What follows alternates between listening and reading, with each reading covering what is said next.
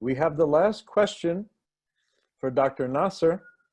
This comes from Dr. Ayesha Legari Ali.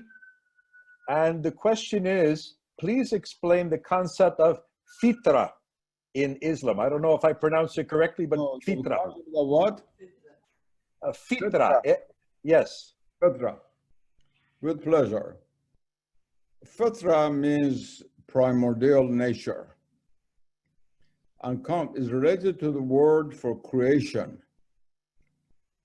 fatara in Arabic.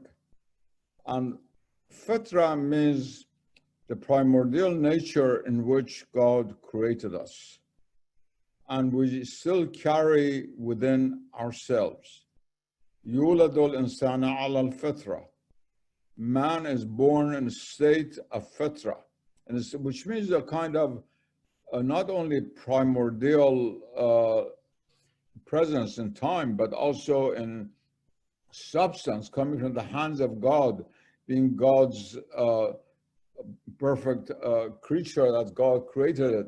All our imperfections are accretions through time, which gloss over and cover our fitra.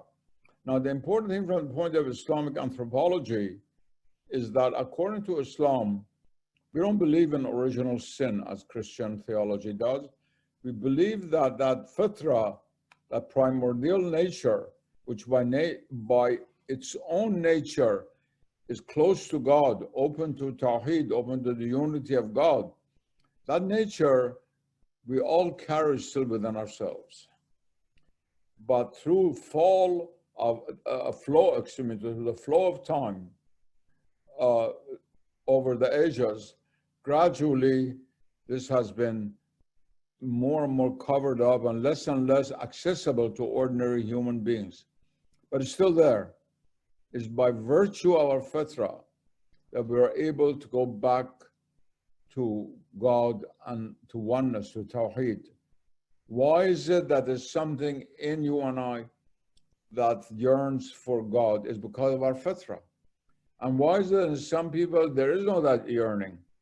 It's because that fitra is covered actually by the dross of the flow of time, you might say, if we can use a poetic expression.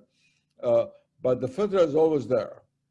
Islam believes that all human beings, by virtue of being human beings, in the sense have the seal of divine unity. Seal of divine unity mark their heart, mark the center of their being.